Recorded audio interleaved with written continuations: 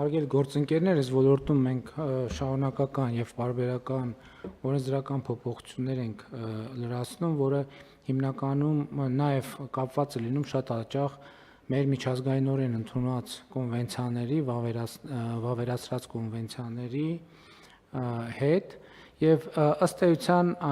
այս փաթեթով մենք եւս մեկ անգամ ինչ ենք արձանագրում ենք ակնհայտը, որ երեխան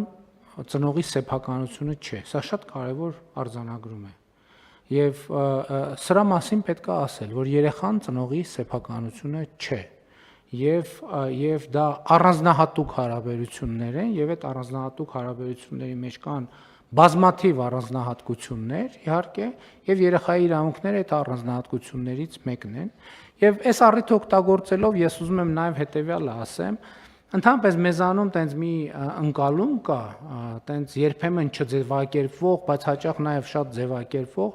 որ գիտեք, դե զարգացած երկրներում ընտանեկան արժեքներ չկան, դե այնտեղ ընտանեկան արժեքները մեր մոտ են, դե այնտեղ լրիվ բան այլասերված, ոչ բան արժեքներ են։ Ես նորություն ունեմ, հարգելի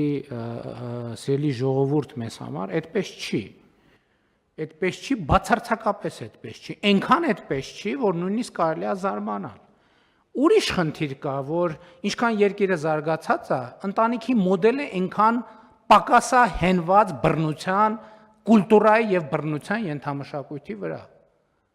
Բարձվում է, ինչքան զարգացած է երկիրը, այնքան ընտանիքի յուրաքանչյուր անդամներ, պատկերացրեք, ընդհանուր երեխաները ունեն իրավունքներ։ Եվ սա զարգացածության չափանիշ է։ Ես ուզում եմ մեր պատկերացումներն էլ մեր ավանդույթների եւ նահապետականության մասին մենք մի հատ ճշգրտենք։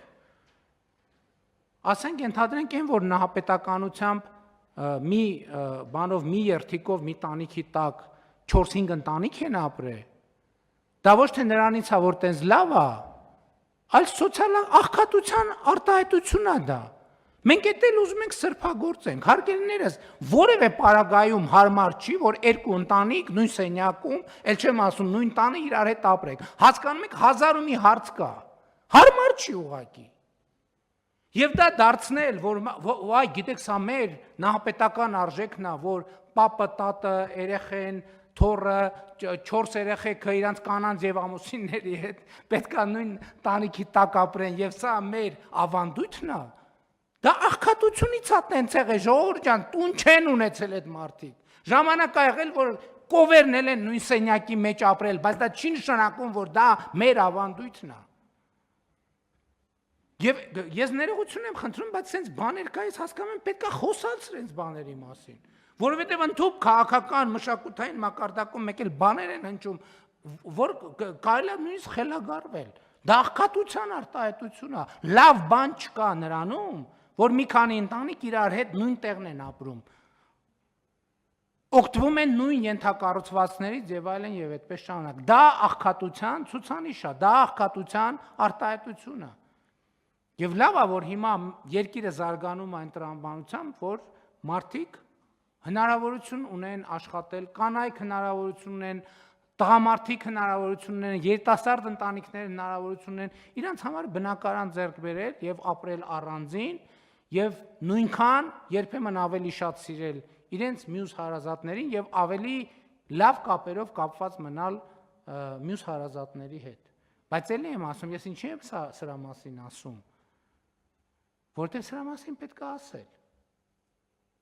Որտեղ երբեմն տպավորություն է, որ մենք էլի նայում ենք ու չենք տեսնում։ Մենք անդադ նայում ու չենք տեսնում։ Փորձ է արվում ասել, որ երիտասարդ ընտանիքը, որ հնարավորություն ունի բնակարան կամ երեխան, ինչի ընտանիքը։ Հասուն մարդը, Ժորժ ջան, կներեք, հասուն մարդը ինչի պետք է իր ծնողի հետ ապրի, կարաք մի հատ բացատրեք։ Կամ ինչու չի կարող, լավ ուզում ապրի, դա ընտրության հարց է, որ ոչ մեկ չի կարող բան անել։ Ոչ մեկ չի կարող ասել սենց արա կամ նենց արա, բայց ասել, որ սա ավանդույթ է, նա ավանդույթ չի, դա ճիշտ բան չի։ Դա ճիշտ բան չի։ Մարդկանց պետք է թողել ազատ իրանց ընտրության։ Թողել ազատ իրանց ընտրության, ով ոնց ուզում է թող ապրի։ Մեկ ուզում է առանձին ապրի, թող առանձին ապրի, մեկ ուզում է միասին ապրի, թող միասին ապրի, բայց ես նկատի ունեմ այդ ավանդույթը, որ մենք այս process-ները մեզ ավանդույթներից հեռացնում են, բացարձակապես այդպես չի, ընդհակառակը ավելի ամրացնում են։ Ավելի ամրացնում են, եւ ես կարծում եմ, որ սա պետք է ընդգծել։ Եվ ի վերջո շեշտը եւ առանցքը ազատությունն է մարդու, թե իրան ոնց է ավելի կոմֆորտ ապրել։ Եվ այդ թվում մենք պետք է ի վիճակի լինենք երեխաներին պաշտպանել որոշակի իրավիճակներում, եւ շատ ավելի լավ է, որ դա անի համայնքը, քան թե կառավարությունը, որովհետեւ համայնքը ինքը իրեն ավելի լավ է ճանաչում։ Համայնքը ինքը իրեն ավելի լավ գիտի եւ նրբությունները, հարաբերությունները եւ ի վերջո համայնքը անհատի նկատմամբ կարող է ավելի հոգատար լինել, քան կարող է հոգատար լինել կառավարությունը, որը զուտ ֆիզիկապես շատ ավելի հեռու է։